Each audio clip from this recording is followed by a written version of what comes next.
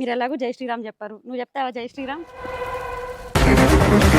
ఒక్కరు ఇద్దరు ముగ్గురు నలుగురు క్రైస్తవులు ఉన్నారు కదా, నలుగురులో ఎవరన్నా మన బాధితురాలి మృతదేహం గురించి అడగగా మేము ప్రార్థనలు చేసుకుంటున్నాం, అంత్యక్రియలు నా ఇష్టం వచ్చినప్పుడు చేసుకుంటాం.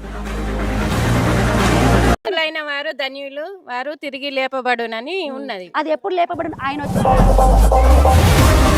దేవుళ్ళకి కోసి బొట్టు పెట్టి కోస్తారు కదా, మేము అట్లా కాదు, మేము సపరేట్ ప్రార్థన చేసి కోస్తాం. వాళ్ళు నెట్టేసింది ఆ పాస్టర్ వాళ్ళు. నా పాప మామకు నాకు చేసిన పాప మామ కూరకపోతుందా, మొగుడు హార్ట్ అటాక్ తోటి చచ్చిపోయాడు. చచ్చిపోతే 1.5 రోజు ఇంట్లోనే పెట్టుకొని ఎవరిని రానిలేదు. ఇంత మీకు చెప్పాను కదా, మీ ఇష్టం, మీరు రండి రాకపోండి, హిందువులకి రండి అని నేను చెప్పట్లేదు, కానీ ఒకసారి ఆలోచించుకోండి. బైబుల్ చదువుతాం, బైబుల్ గురించి చెప్తాం, కానీ మీ బాధ గురించి మాకు తెలియదు చెప్తాం. అయ్యో ఏంటిది, ఇది పాంప్లెట్, నువ్వు బైబిల్ ఇస్తే నేను తీసుకుంటా.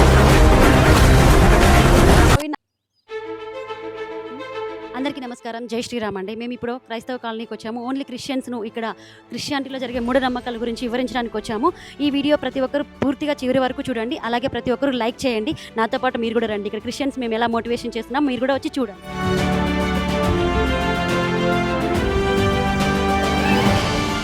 అంటే నాకు జరిగిన మోసం వల్ల మళ్ళీ తిరిగి వచ్చాను నేను.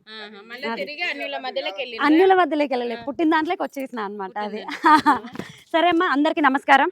మీరు ఎలాగో జై శ్రీరామ్ చెప్పారు, నువ్వు చెప్తావా జై శ్రీరామ్? మీరు కూడా చెప్తారా జై శ్రీరామ్? సరే అండి, నా పేరు సుధా అమ్మ, మాది వచ్చేసి మోక్షధర్మ అనమాట. అయితే మేము ఏం చేస్తుంటామంటే తల్లి, హిందువుల్ని జాగృతం చేస్తూ ఉంటాం. అలాగే మీ దగ్గరికి వెళ్ళి కూడా మంచి ఏంటి చెడు ఏంటి అని చెప్తున్నారు. నచ్చిన వాళ్ళు మంచి స్వీకరిస్తారు, లేని వాళ్ళు లేదు తల్లి. ఓకే అమ్మ, అయితే మనం చర్చికి వెళ్తూ ఉంటారు కదా మీరందరూ, చర్చిలో అద్భుతాలు జరుగుతాయా తల్లి? జరుగుతాయా? జరుగుతాయి. నమ్మకం ఉండాలి, అంధవిశ్వాసం నేను స్వస్థపరచు. నమ్మకం ఉండాలి, ఒప్పుకుంటా. అంధవిశ్వాసం, మూఢనమ్మకం ఉంటుందమ్మా చర్చిలో? మూఢనమ్మకాలు ఉంటాయా? ఉండయి కదా. ఓకే, అయితే చచ్చిపోయి నిజంగా ఇప్పటి కాలాలలో ఎవరన్నా చచ్చిపోతే తిరిగి 2-3 రోజులు లేస్తారా తల్లి? మాత్రం లేచిండు దేవుడు. నేను దేవుడి గురించి చెప్పట్లేదు, మనుషులము. ఇప్పుడు సపోజ్ నేనే ఉన్నాను, ప్రభువు నందు మనం అన్యుల మధ్యలో ఉంటున్నాం కాబట్టి మనం లేవాలి. అమ్మ, ఇక్కడ ఒక్కరు ఇద్దరు ముగ్గురు నలుగురు క్రైస్తవులు ఉన్నారు కదా, నలుగురులో ఎవరన్నా మన ఫ్యామిలీలో ఇంతకుముందు ఎవరో ఒకరు చనిపోయి ఉంటారు. లేదు నేను ప్రార్థన చేసుకొని నా వాళ్ళని లేపుకుంటా అని అంత మూఢనమ్మకంతో మనం ఎవరైనా ఉన్నామా? ఉంటామా అట్లా? అది జరగదు. అది ఎందుకు జరగదు? మనం ఎవరము? మనం ఎవరు తల్లి? మానవులం కాబట్టి తిరిగి లేపలేం. అయితే మీకు ఒక చిన్న విషయం చూపిస్తా తల్లి. మీ చర్చిలో వాళ్ళే ఇలా చెప్పడం పాస్టర్లది కూడా కరెక్టేనా? మీరు చర్చికి వెళ్ళేవాళ్ళే కదా, క్రిస్టియన్సే కదా, వినండి ఒకసారి. కూకట్పల్లి రామకృష్ణ కాలనీలోని శ్రీ సాయి భరద్వాజ్ అపార్ట్మెంట్లో వింత ఘటన కలకలం రేపుతుంది. అనారోగ్యంతో మృతి చెందిన 45 ఏళ్ల శైలజ మృతదేహాన్ని ఆమె కుటుంబ సభ్యులు 4 రోజుల నుంచి ఫ్లాట్లోనే ఉంచుకొని గడియ పెట్టుకున్నారు. దుర్గంధం రావడంతో కాలనీ వాసులు పోలీసులకు సమాచారం ఇచ్చారు. పోలీసులు వచ్చి ప్రశ్నించగా మృతదేహాన్ని ఐస్ బాక్సులో పెట్టాం, ఉదయం క్లియర్ చేస్తామని బదులిచ్చారు.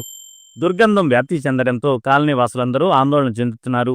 బాధితురాలి మృతదేహం గురించి అడగగా మేము ప్రార్థనలు చేసుకుంటున్నాం, అంత్యక్రియలు నా ఇష్టం వచ్చినప్పుడు చేసుకుంటాం, అసలు అడగడానికి మీరెవరు అంటూ ఆ కుటుంబ సభ్యులు స్థానికులతో తీవ్ర వాగ్వాదానికి దిగారు. వారి ప్రవర్తన వింతగా ఉండటంతో స్థానికులు సోమవారం కూకట్పల్లి పోలీసులకు సమాచారం అందించారు. రాత్రి పోలీసులు వచ్చి తలుపులు తీయమని అడిగినా ఫ్లాట్లో ఉన్నవాళ్లు తలుపులు తీయలేదు, ఐస్ బాక్స్లో పెట్టుకున్నాం మేము, ఇబ్బంది ఏంటి, ఉదయం అంతా క్లియర్ చేస్తామంటూ లోపల నుంచి సమాధానం ఇచ్చారు. దీంతో పోలీసులు వెళ్లిపోయారు. కాలనీ మొత్తం దుర్గంధం వ్యాప్తి చెందడంతో కాలనీ వాసులందరూ ఆందోళన చెందుతున్నారు. వీళ్ళు నలుగురు ఉంటారు. వాళ్ళ నాన్న వచ్చేసి చనిపోయారు, యేసురత్నం ఆయన పేరు. వీళ్ళ ఇంట్లో ముగ్గురు ఉంటారు, 2 కూతుర్లు, తల్లి, కొడుకు ఉంటారు. నలుగురికి పెళ్లిళ్ళు చేయలేదు. అయితే వీళ్ళు నలుగురిలో ఒక ఆమె చనిపోయిందమ్మా, 46 సంవత్సరాలు, రక్తహీనత బాధతో చనిపోయింది అమ్మ. డాక్టర్ ఏం చెప్తారంటే రక్తం ఎక్కిస్తే ఈమె బ్రతుకుతుంది అని చెప్పారు. కానీ వాళ్ళ తల్లి ఏం చేసింది తెలుసా? ఈమెకు పరిశుద్ధ రక్తం అయితేనే కావాలి, వేరే రక్తం నేను ఎక్కించా అని చెప్పింది. అలా అని పరిశుద్ధ రక్తం ఎక్కడికి వెళ్ళి దొరుకుతుంది? దొరకలేదు కాబట్టి ఆమెకి ఎక్కిలే. రక్తహీనత బాధతో ఆమె చనిపోయిందమ్మా. చనిపోయిన తర్వాత హాస్పిటల్ నుంచి శవాన్ని ఇంటికి తీసుకొచ్చారు. ఇంటికి తీసుకొచ్చిన తర్వాత మామూలుగా మనమైతే ఏం చేస్తామమ్మా?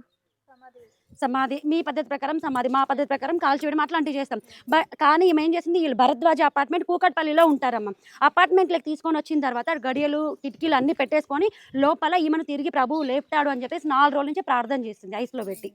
4 రోజుల నుంచి ప్రార్థన. ఇది జరుగుతుందా? ఇప్పటి కాలంలో ఇది జరుగుతుందా? చుట్టుపక్కల ఉన్న ఎంత తలుపు కొట్టినా కిటికీలు కొట్టినా తీయట్లేదట. కిటికీలోకి వెళ్ళి మీకేం బాధ, మీరేంటి అని వాళ్ళ మీద రుబాబ్ చేస్తున్నారు.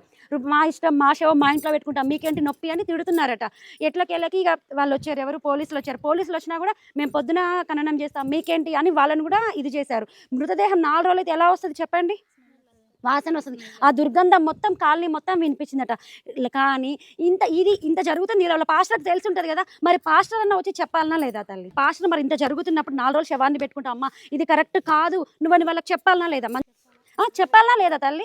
చెప్పాలి కదా. 4 రోజుల నుంచి ప్రార్థనలు చేసి వాళ్ళట ఒక పిచ్చోళ్ళలాగా తయారైపోయారు. అంటే ఒక ట్రాన్స్లోకి తీసుకెళ్ళిపోయాడు వాళ్ళ పాస్టర్ని. నిజంగా యేసు వచ్చి టచ్ అంటే ఇప్పుడు ఈ శవం లేచి మా పాపకి మంచిగా చేస్తా అంటే అది జరిగితే ఇప్పుడు ఉన్న క్రిస్టియన్స్ మొత్తం లేచి ఉండాలి, సమాధులకించి లేచి రావాలి. చావడము పుట్టడము కంపల్సరీ జరుగుతుంది.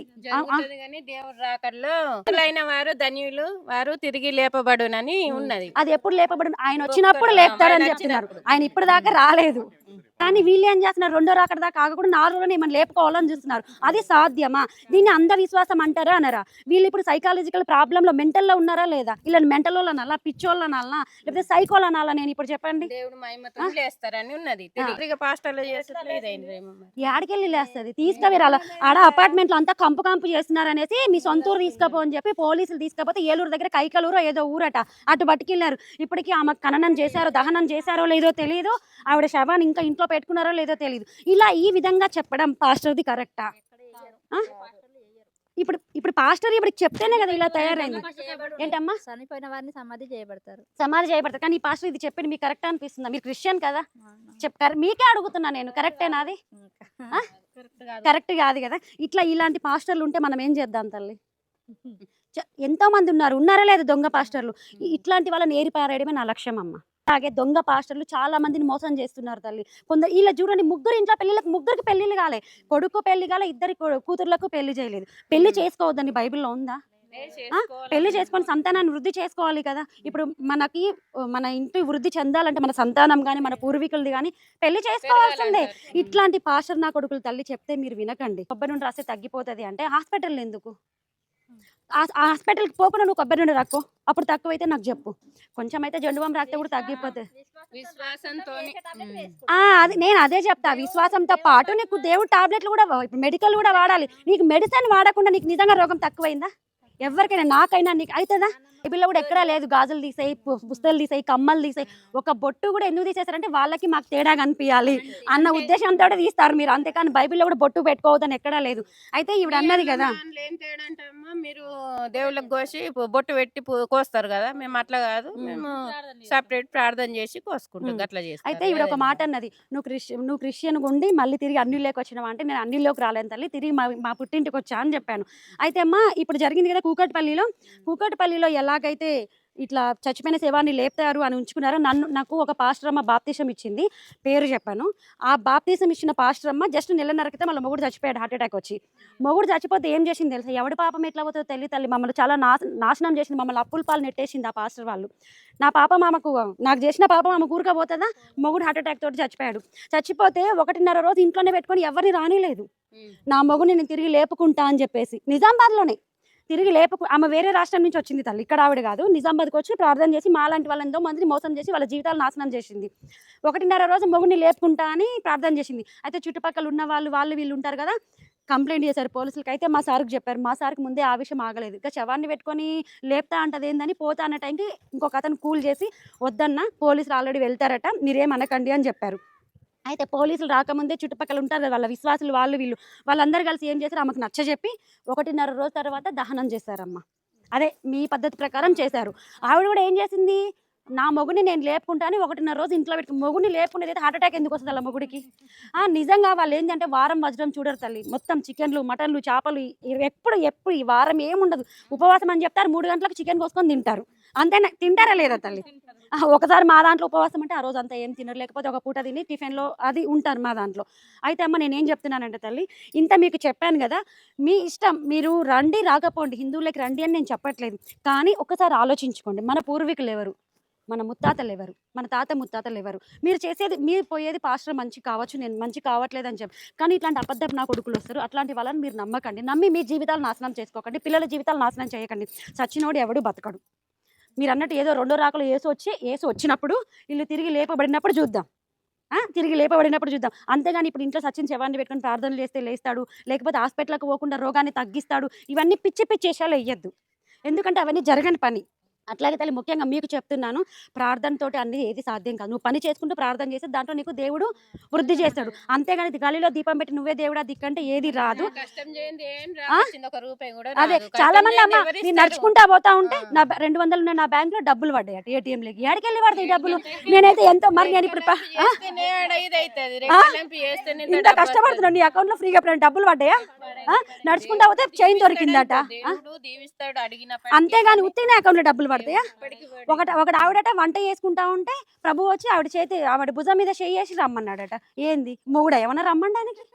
మీరే చెప్పండి. అట్లా వస్తాడ ప్రభు వచ్చి మార్కెట్ తీసుకుపోతాడట ఆమెని. వచ్చి ఆమె వచ్చిందాకంటే వంట చేసి పెడతాడట. నిజంగా నమ్మకం ఉన్న ఇట్లాంటి వాళ్ళ వల్లనే కదమ్మా నిజంగా నమ్మే వాళ్ళంతా ఇదైపోతున్నారు.